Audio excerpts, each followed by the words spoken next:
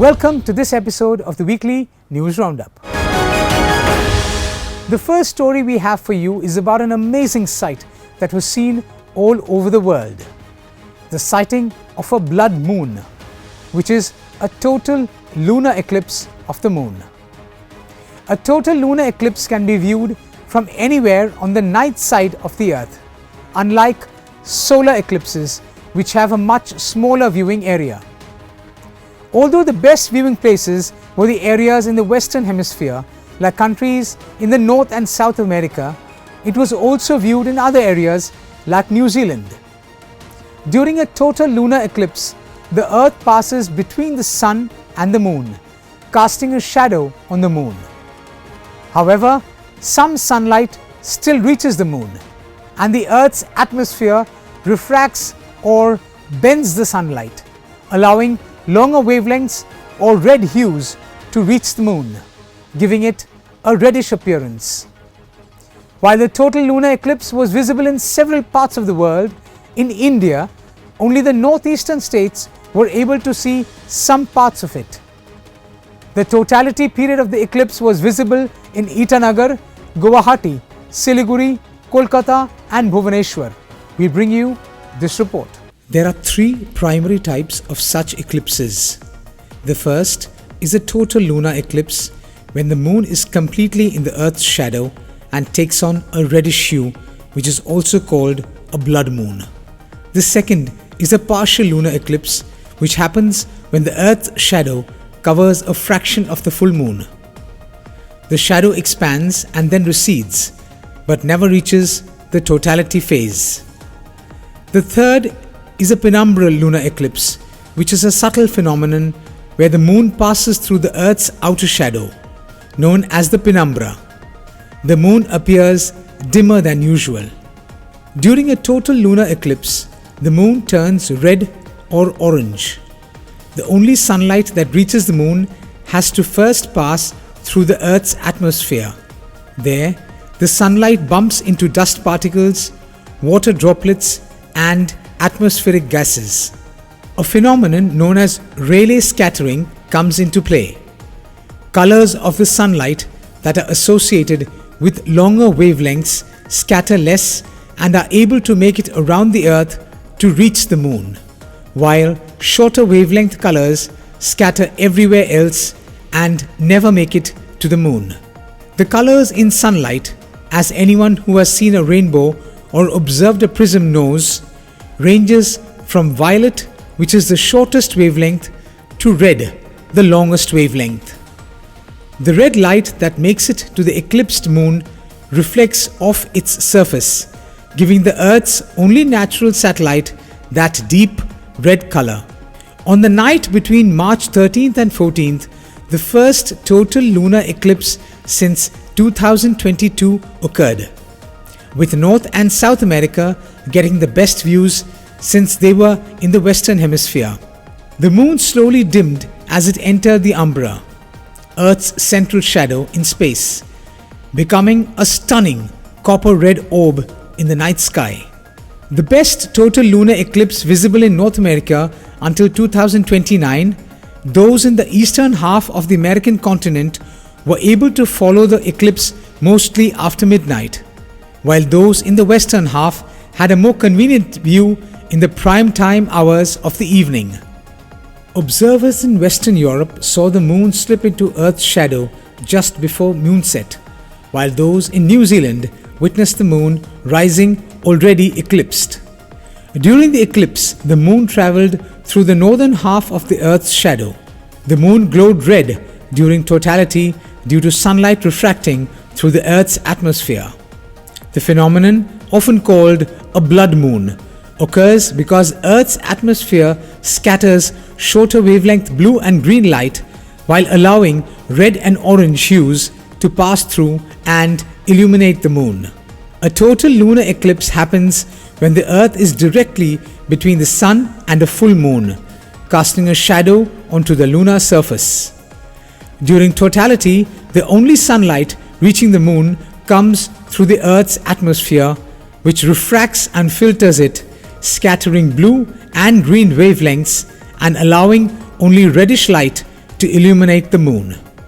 According to NASA, totality during a total lunar eclipse is like thousands of sunsets being projected onto the moon.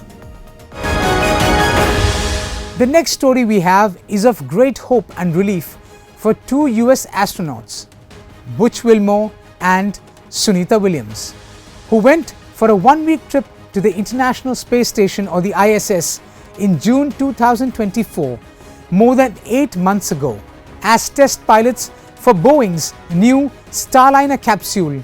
Wilmore and Williams were expected to be gone for just a week or so when they launched from Cape Canaveral on 5th June 2024. A series of helium leaks and thruster failures marred their trip to the space station, setting off months of investigation by NASA and Boeing on trying to find out how best to proceed. Eventually ruling it unsafe, NASA ordered the Boeing Starliner to fly back empty last September and moved Wilmore and Williams to a SpaceX flight due back in February. All these months, we have seen the many videos uploaded by the crew of the International Space Station detailing the daily routines of the astronauts and the problems they were facing mentally as well as physically by spending so much time in space. In a big relief for the crew, the SpaceX mission that was supposed to go instead of the Boeing Starliner capsule finally lifted off from Cape Canaveral with their substitute crew, and as we have already seen, they have landed back on Earth after their long hiatus in space to stand on firm ground and be united with their families once again. We bring you this report. The replacements for two NASA astronauts who have been stuck at the International Space Station for 9 months launched on Friday evening, paving the way for the pair's long-awaited return. SpaceX's Falcon 9 rocket lifted off at 7:03 p.m. Eastern Time in Florida, carrying the 4 astronauts who will take over from Butch Wilmore and Sunita Williams, who have been stuck on the orbital lab since June of last year. NASA wants overlap between the two crews so Wilmore and Williams can fill in the newcomers on happenings on board the ISS. The duo were escorted back by astronauts who flew up on a rescue mission on SpaceX last September alongside 2 empty seats reserved for Wilmore and Williams on the return leg. Rocketing toward orbit from NASA's Kennedy Space Center, the newest crew includes NASA's Anne McClain and Nicole Ayers, both military pilots, and Japan's Takuya Onishi and Russia's Kirill Peskov, both former airline pilots. They will spend the next 6 months at the space station, considered the normal stint, after springing Wilmore and Williams free. As test pilots for Boeing's new Starliner capsule, Wilmore and Williams were expecting to be gone for just a week or so when they launched from Cape Canaveral on 5th June. A series of helium leaks and thruster failures marred their trip to the space station, setting off months of investigation by NASA and Boeing on how best to proceed.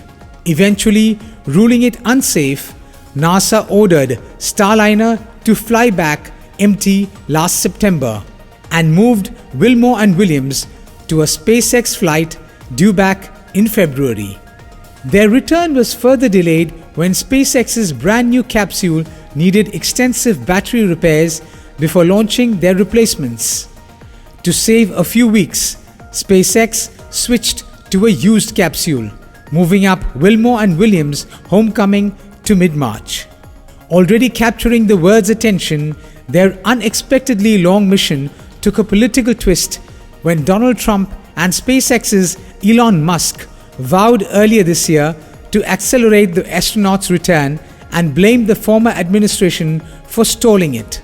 Retired Navy captains who have lived at the space station before, Wilmore and Williams, have repeatedly stressed that they support the decisions made by their NASA bosses since last summer. The two helped keep the station running, doing scientific experiments with growing plants and algae and conducting other experiments, and even went out on a spacewalk together. With 9 spacewalks, Sunita Williams set a new record for women, the most time spent spacewalking over a career. We appreciate all the love and support from everybody, Williams said in an interview early this week. This mission has brought a little attention. There's goods and bads to that. But I think the good part is more and more people have been interested in what we are doing with space exploration. And in latest news coming in, we see the visuals of astronauts Sunita Williams and Butch Wilmore after the unexpected stay at the International Space Station for more than 9 months, having returned to Earth and splashed down off the coast of the American state of Florida early on Wednesday. A SpaceX Crew Dragon spaceship carrying the 2 astronauts streaked through the atmosphere before deploying parachutes for a gentle splashdown off the Florida coast at 3:27 a.m. Following recovery and cool-down procedures, the astronauts began emerging from the capsule, bogged down by gravity after a 9-month stay in space. They left from space on Sunday after being relieved by Crew 10 members and splashed down 17 hours after departure from the International Space Station. The astronauts were taken to Houston in a helicopter for a 45-day rehabilitation program. Miss Williams and Mr. Wilmore, both former Navy pilots, had flown to the orbital lab on June 5th last year on what was supposed to be an 8-day mission and the first crewed flight of a Boeing Starliner. They were left stranded after the Starliner capsule suffered propulsion issues. Deemed unfit to fly, it returned uncrewed in September. Amid uncertainty over their return journey, NASA reassigned them to a SpaceX's Crew 9 mission, and a Dragon spacecraft was sent in September with a 2-member crew instead of the usual 4 to make space for the stranded astronauts. Prime Minister Narendra Modi welcomed NASA astronaut Sunita Williams and Crew 9 members who returned to Earth on board a Dragon capsule. In a post on X, he wrote, "Earth missed you," adding that the astronauts have shown what perseverance truly means. The United States, in coordination with Iraqi intelligence and security forces, announced the killing of Abdullah Makki Musli al-Rifai, also known as Abu Khadija, in a precision airstrike in Iraq's Al-Anbar province. Abu Khadija was the chief of global operations for the Islamic State, the ISIS terror group, and held the position of the group's second in command globally. Another ISIS operative was also killed in the strike, which took place on March 13th. According to US military officials, Abu Khadija oversaw the terror group's logistics, planning, and financial management worldwide. We bring you this report. Following the airstrike, US Central Command, the CENTCOM, and Iraqi forces arrived at the site and confirmed the deaths of Abu Khadija and the other ISIS fighter. According to CENTCOM, both men were found wearing unexploded suicide vests and were armed with multiple weapons. The identity of Abu Khadija was confirmed through a DNA match using samples collected from an earlier raid in which he had narrowly escaped capture. General Michael Eric Kurilla, commander of CENTCOM, said, "Abu Khadija was one of the most important ISIS members in the entire global ISIS organization. We will continue to kill terrorists and dismantle their organizations that threaten our homeland and US, allied and partner personnel in the region and beyond." The US had sanctioned Abu Khadija in 2023, identifying him as the so-called governor of ISIS-controlled territories in Iraq and Syria. He was also responsible for directing the group's foreign operations. The operation that culminated in Abu Khadija's death was the result of a meticulous 4-month-long intelligence gathering and tracking effort. Joint teams from the Iraqi Counter-Terrorism Service, Iraqi intelligence, and the international coalition painstakingly monitored his movements. Intelligence revealed that he frequently traveled in a vehicle through the rugged terrain of a wadi, often accompanied by his wife and a close associate, Abu Nabil al-Hindi. The final phase of the operation was executed with precision. After pinpointing his location, a mobile tent in a remote area, a special unit from the counter-terrorism service launched a targeted raid. Iraqi Prime Minister Mohammad Shia al-Sudani hailed the operation, describing Abu Khadija as one of the most dangerous terrorists in Iraq and the world. US President Donald Trump, through his Truth Social platform, acknowledged the operation, attributing its success to the relentless efforts of intrepid warfighters working in collaboration with the Iraqi government. This operation occurs against a backdrop of heightened concern regarding ISIS's potential resurgence. While the group has suffered significant territorial losses, it maintains a network of dispersed cells and continues to conduct sporadic attacks. The elimination of Abu Khadija is seen as a crucial step in disrupting ISIS's command structure and hindering its ability to regroup and re-establish a caliphate.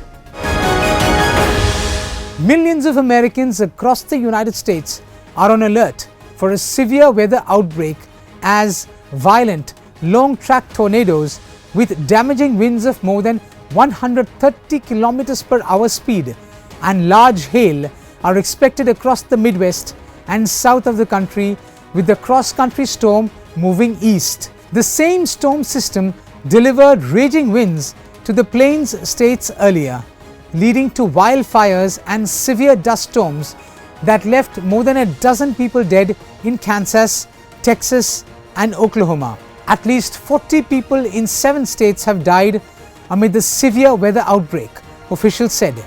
We bring you this report. A powerful storm system that has been sweeping across the central and eastern United States has produced violent tornadoes, a dust storm, raging wildfires, and even blizzard conditions, tragically leaving at least 36 people dead in its path. Sunday marked the third and final day of the severe weather outbreak portion of the storm system, as the heavily populated corridor from the northeast to Florida is at risk. Hurricane force winds knocked out power to thousands across parts of the mid-Atlantic, and the threat of tornadoes continued into the night. By the third day of the deadly storm system, news outlets confirmed 36 deaths caused by the combination of severe weather, tornadoes, and dust storm-related crashes. Damage surveys continue across half a dozen states. So far, media sources have confirmed 39 tornadoes that touched down since Friday.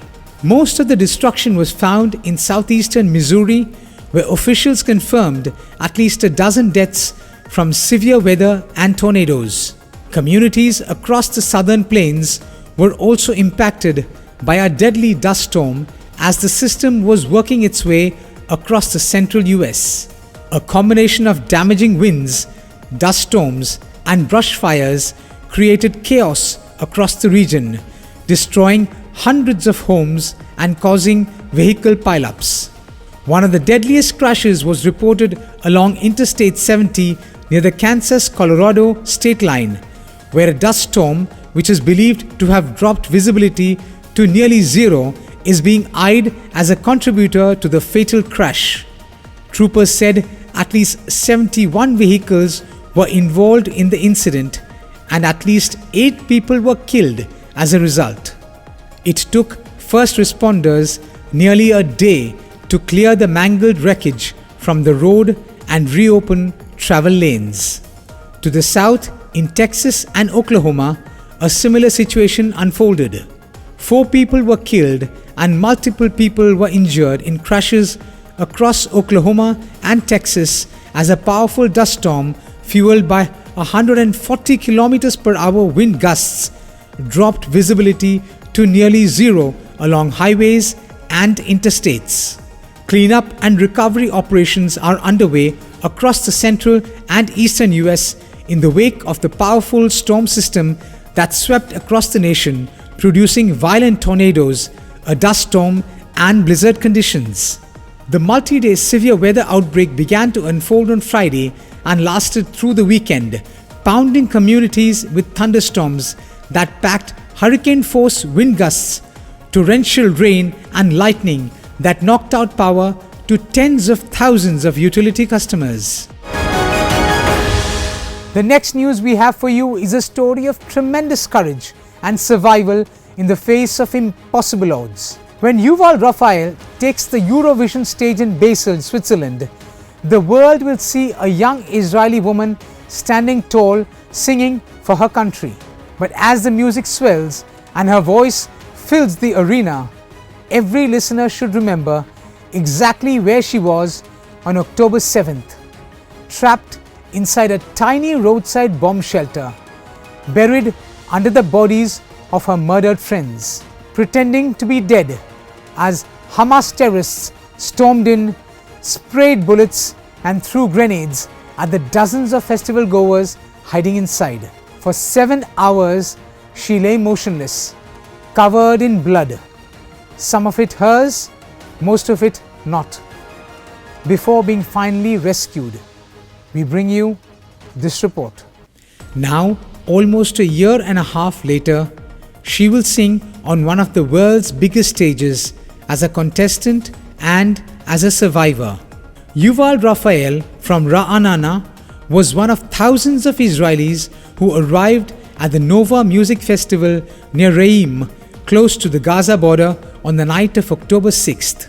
But at 6:30 a.m. on the 7th, everything changed. Air raid sirens rang out, warning of incoming rocket fire from Gaza.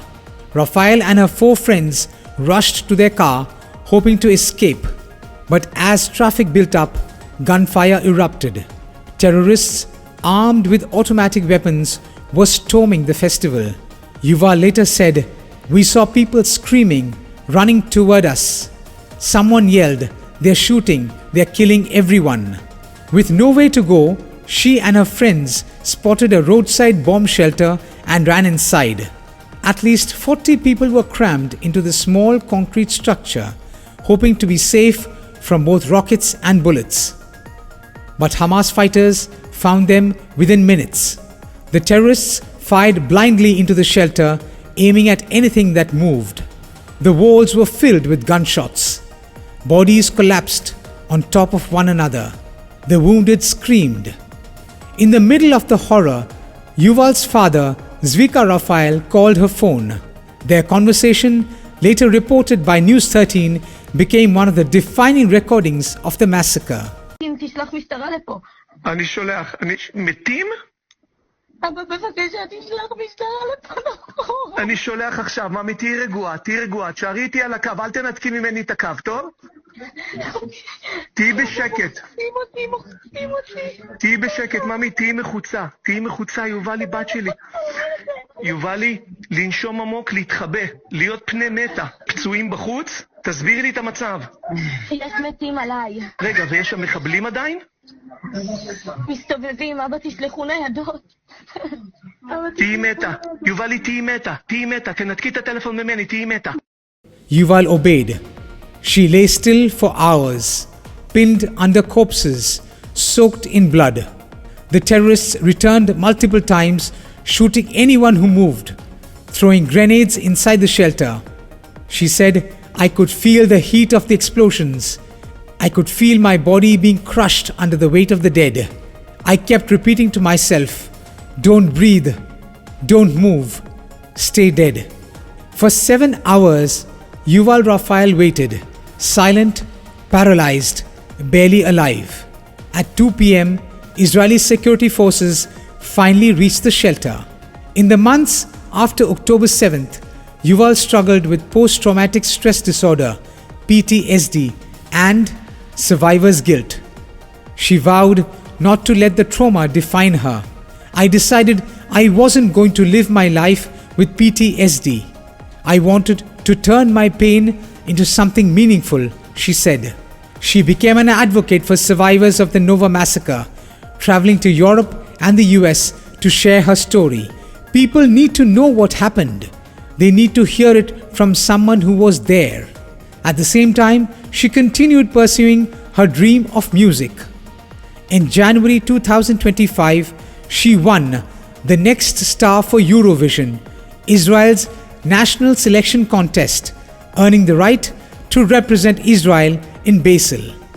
Yuval is not just walking into a music competition, but stepping onto one of the most politically charged stages in the world. Eurovision 2025 comes at a time of rising hostility toward Israel in Europe. Some worry that she will face boos, jeers, or even protests, similar to what Israeli contestants have experienced in past years. "I know some people won't want me there," she said, "but that's exactly why I have to go. I want to stand on that stage, wrapped in the Israeli flag, and make sure the world hears our story." Yuval is a survivor who refused to stay silent, a voice that Hamas failed to silence. Thanks so much for watching. Until we meet next time, stay blessed.